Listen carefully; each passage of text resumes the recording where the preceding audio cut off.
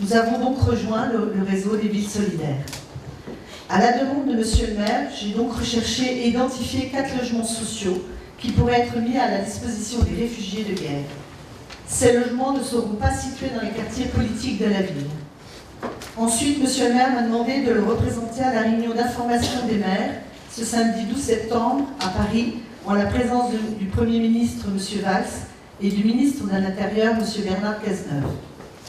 Il s'agissait bien en fait d'une réunion sur la situation, puisque nous ne savons pas exactement les aides financières que nous saurons octroyer. Tout reste à décider, à construire. Nous sommes encore dans le flou. Ce qui a été confirmé, c'est que le gouvernement souhaite vraiment distinguer les demandeurs d'asile économique et les réfugiés de guerre, et que c'est le préfet qui coordonnera les accueils avec les collectivités. La procédure d'accueil en France a également été précisée et je vais vous l'expliquer. Les réfugiés de guerre seront d'abord identifiés et répertoriés dans les pays où ils sont actuellement accueillis, c'est-à-dire en Turquie, en Grèce ou en Italie, pour les principaux. Les personnes ne répondant pas aux critères de réfugiés de guerre seront reconduites dans leur pays. Les autres seront alors orientés dans les différents pays européens qui acceptent les réfugiés de guerre. Alors arrivé en France, ensuite, c'est le préfet de région, puis du département, qui procéderont à la répartition sur le territoire français, en fonction des capacités d'accueil, des capacités de suivi administratif, d'intégration, langue, scolarisation, et aussi d'insertion professionnelle ou de formation. Dès leur arrivée, ces personnes n'ont pas de statut de réfugiés de guerre et de demandeurs d'asile, et n'ont donc aucune prestation sociale. C'est durant cette période, d'environ 2 à 3 mois, selon les déclarations du gouvernement et du ministre de l'Intérieur, que les réfugiés auront le plus besoin d'aide financière et matérielle. Ensuite, ils devraient obtenir le statut de réfugiés de guerre et pourront bénéficier des aides sociales. D'ores et déjà, des associations, effectivement, des citoyens de toutes conditions sociales, des enseignants, nous ont proposé leur aide pour l'apprentissage de la langue, la proposition de logement, de l'aide matérielle.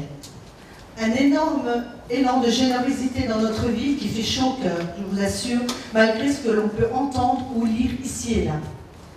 Nous enregistrons les propositions au CCAS et organiserons rapidement une réunion avec les volontaires, les associations, pour étudier ce qui peut être mis en place en parfaite coordination avec la préfecture. À ce jour, nous ne savons pas si, au regard de notre bassin d'emploi en très grande difficulté, le préfet nous demandera d'accueillir des réfugiés de guerre, ni quand, mais il nous fallait nous positionner, il fallait agir plutôt que subir. L'effort qu'il nous faut conduire, l'effort de solidarité vis-à-vis de ces personnes qui sont dans des détresses terribles, qui fuient un régime profondément totalitaire, odieux, qui bafoue l'égalité homme-femme, un régime qui humilie les femmes, qui les asservit, qui méprise la culture. L'effort que nous devrons faire pour accueillir ces personnes ne se limite pas à aujourd'hui. Nous ne savons pas si nous serons amenés demain ou dans 6 mois ou dans 1 an à accueillir certains réfugiés, mais il faut se tenir prêt. Et c'est le signe que nous avons souhaité envoyer les uns et les autres, que j'ai souhaité envoyer au nom de l'ensemble de la ville de Saint-Denis-des-Vosges, parce que je sais que sur ce sujet, nous partageons le même sentiment.